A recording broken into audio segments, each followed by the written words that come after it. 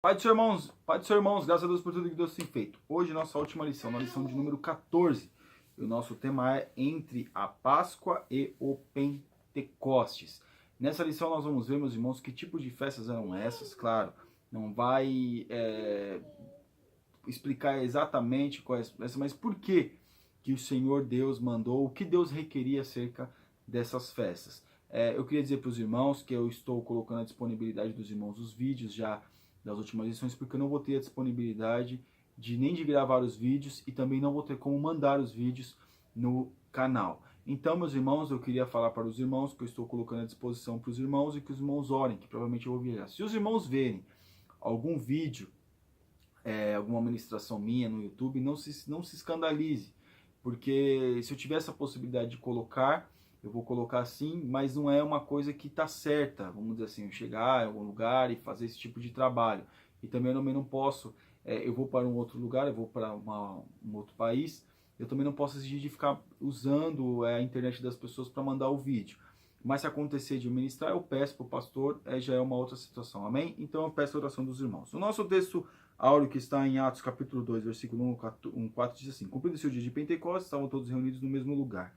E todos foram cheios do Espírito Santo e começaram a falar em outras línguas, conforme o Espírito Santo lhes concedia que falasse. Irmãos, passou a Páscoa, o Senhor Jesus ele foi sacrificado na Páscoa. Jesus ele morreu, ressuscitou ali depois de 3 dias após a Páscoa.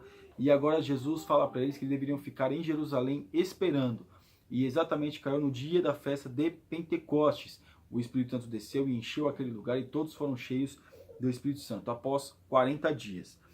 A nossa verdade prática: sem a Páscoa não há Pentecostes, e sem o Pentecostes a Páscoa perde a sua eficácia. Somente a redenção em Jesus Cristo, que está junto ao Pai, traz o derramamento do Espírito Santo. Ou seja, teve que haver a Páscoa para poder haver também o dia de Pentecostes. A Páscoa que nós estamos falando, meus irmãos, é exatamente quando Jesus, neste momento assim, desse Pentecostes, o derramamento do Espírito Santo, foi quando Jesus veio ali, foi sacrificado na cruz do Calvário.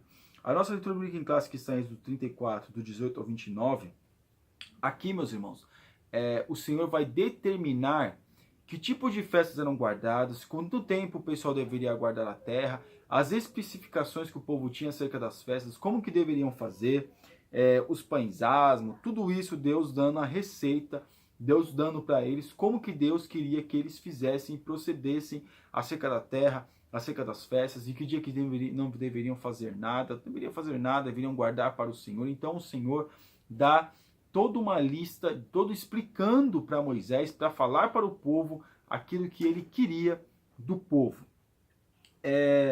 A nossa introdução diz assim: nessa última lição deste trimestre, veremos que das festividades do Antigo Testamento, as duas mais emblemáticas para o crente em Jesus Cristo são a Páscoa e o Pentecostes. Tendo em vista esses dois marcos da verdadeira fé, afirmou o evangelista norte-americano Stanley Jones em 1884 a 1973. A vida do cristão começa no Calvário, mas o trabalho eficiente no Pentecostes. Ou seja, ele chega até o Calvário, reconhece o Senhor como seu único e suficiente Salvador, mas quando ele recebe o Espírito Santo Consolador, aquele que fala diretamente conosco dentro de nós, aí que começa a sua peregrinação para o céu. Sem a Páscoa não pode haver Pentecostes, e sem Pentecostes a Páscoa perde a sua eficácia. Esse é a nossa verdade prática, né?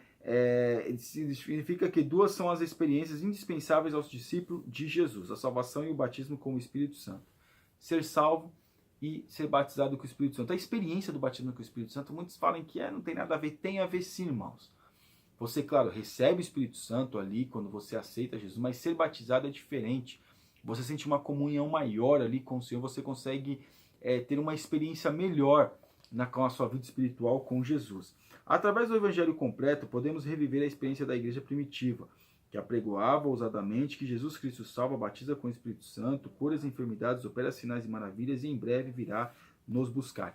Essa é a mensagem de a Páscoa e o Pentecostes fizeram na vida daqueles homens ali naquele momento, e o que faz a nossa vida até nos dias de hoje. Essa transformação, essa mentalidade que nós temos que ter e também temos que passar, que nós recebemos e também que nós passamos.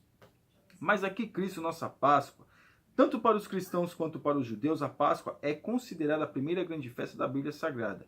Se por um lado se celebra a libertação nacional de Israel, por outro simboliza a redenção humana através de Jesus Cristo. Ou seja, eles foram libertados quando eles tiveram aquela experiência de colocar o sangue nos umbrais da porta, ali era o dia da Páscoa. Então eles deveriam guardar aquele dia como a Páscoa. E aqui nós vemos que foi a nossa libertação do nossa velha criatura, e agora nós somos uma nova criatura.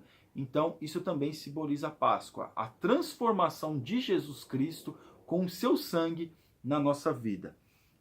Parte 1, a definição. A palavra Páscoa origina-se do vocábulo hebraico Pessah, que etimológica e tipologicamente pode ser definida como a passagem da escravidão à liberdade. Ou seja, eles eram escravos no Egito e agora eles estavam sendo livres no deserto.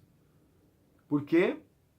Porque Deus, meus irmãos, às vezes tira nós da zona de conforto e nos leva para o deserto. Mas isso é uma libertação. Mesmo eles estando no Egito, eles tendo todas as possibilidades ali, possibilidades que a gente fala que eles eram escravos, mas eles comiam, e eles até vão dizer que comiam bem no Egito, mas eram escravos. Então hoje as pessoas podem se sentir livres no pecado, achar que está livre no pecado. E a pessoa que é crente em Jesus Cristo, achar que está presa. Não, você é o livre. Aquela pessoa que está sendo aprisionada pelo pecado, ela que está aprisionada, porque você conhece a liberdade, você conhece o outro lado. Ela não, ela só conhece aquilo. Ela só conhece aquela vida, você conhece uma outra vida. Nós conhecemos outra vida, que é a outra vida que é liberdade. Eu posso fazer, mas eu sei porque o que aquilo vai me acarretar, quais as consequências que eu vou passar se eu cometer determinadas coisas. Então isso é liberdade. E parte 2, cerimônia pascual. No capítulo 12 do Êxodo, a cerimônia pascual é detalhada com rígidas recomendações, a fim de que os hebreus jamais se esquecessem de seu real significado. No 10º dia do primeiro mês, cada família hebraica tomava um cordeiro ou cabrito macho de 1 ano, e sem defeito para imolá-lo no 14º dia. O sacrifício deveria ser comido referentemente com pães ázimos e ervas amargas. Por que essa mentalidade aqui?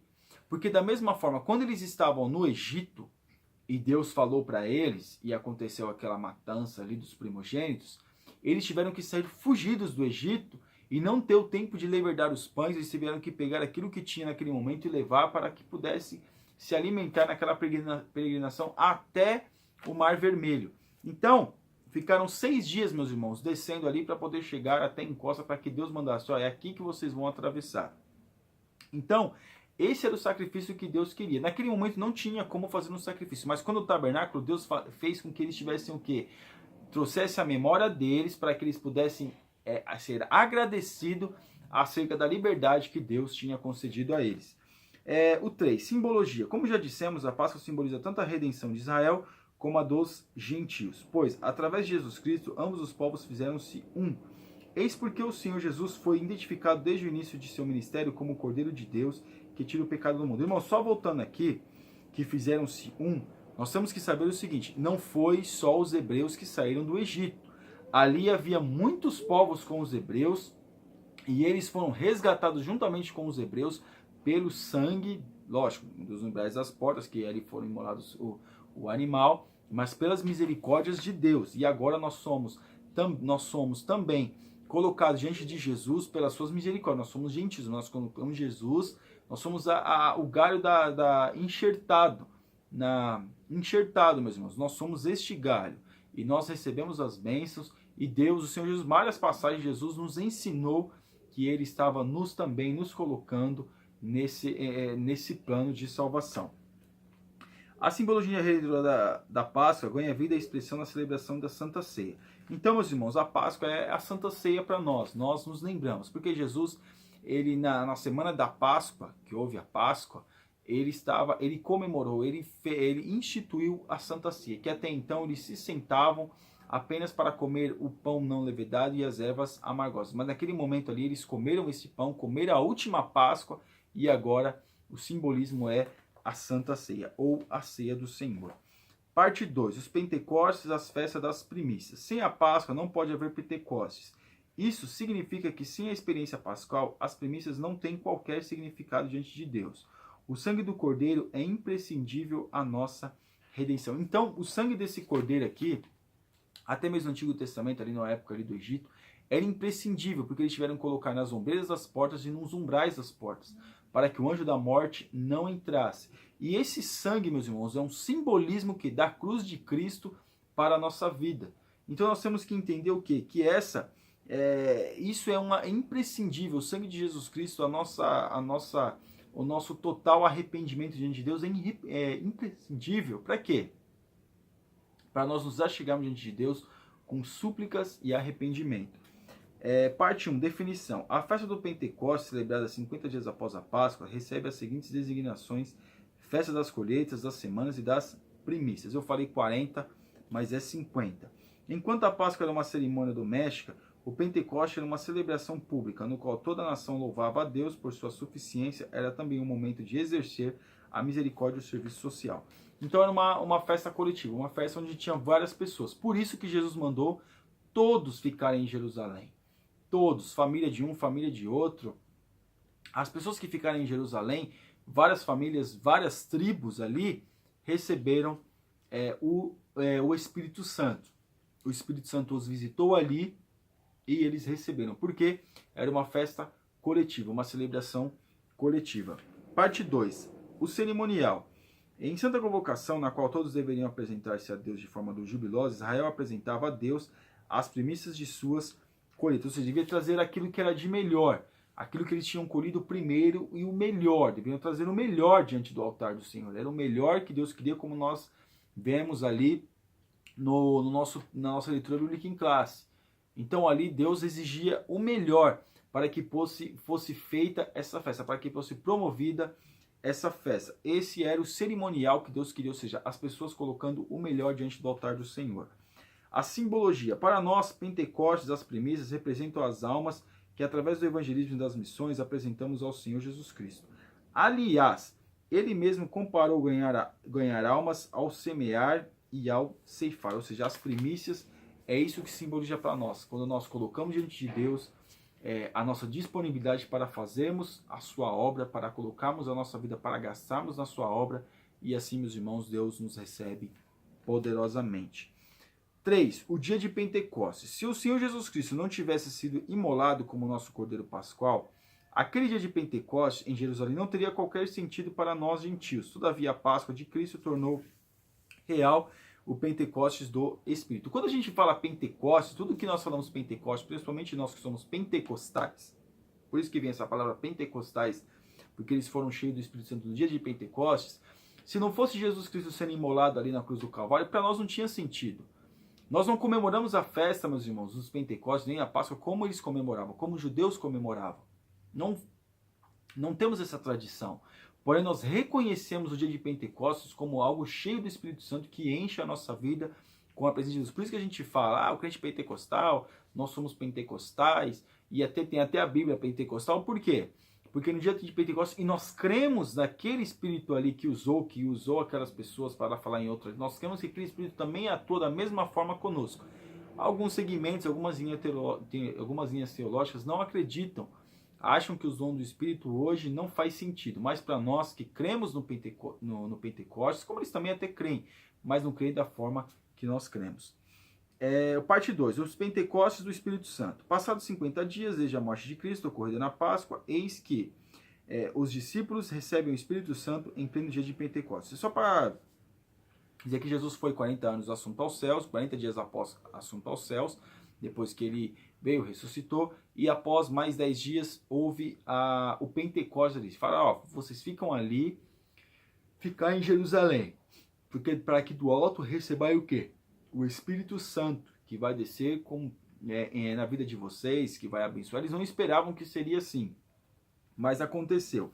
Falando outras línguas, anunciando aos peregrinos que visitavam Jerusalém as grandezas de Deus. Então não existia só judeu ali, existiam povos de outras localidades que estavam ali também para participar da festa de Pentecostes. Eles também acabaram sendo cheios do Espírito Santo ali, meus irmãos. E quando voltaram para suas cidades, alguns de mais ou menos umas 500 pessoas, quando voltaram para suas cidades, se alegaram, voltaram para suas cidades cheios do Espírito Santo e com certeza pregando o Evangelho aonde eles voltaram. Porque não existia só judeu, não existia só pessoas ali daquela localidade, existiam pessoas de vários lugares ali que estavam também para participar da festa de Pentecostes. Parte 3. As premissas da igreja cristã. Neste momento, levanta-se Pedro como os demais apóstolos, proclamando o evangelho de Cristo. E como resultado de sua mensagem, quase 3.000 almas converteram-se. Dessa forma, as premissas da igreja primitiva são apresentadas a Deus Pai. Ou seja, o apóstolo Pedro aqui, ele deu tudo de si para quê?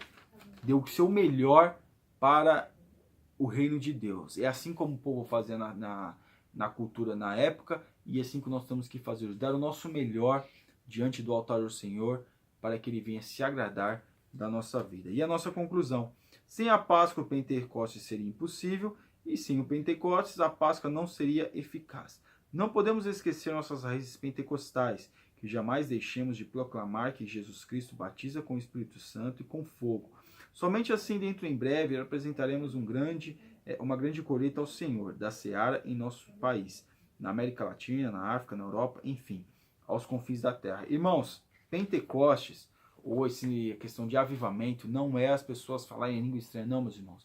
É as pessoas mudarem a sua vida de dentro para fora, com o Espírito Santo de Deus atuando de dentro para fora, e as pessoas recebendo o Espírito Santo de Deus, e com isso ser cheio do Espírito Santo e levarem as boas novas. Amém, meus irmãos? Você ainda que não é assinante do nosso canal, está convidadíssimo a assinar, e que Deus te abençoe. Em nome de Jesus, fique na paz.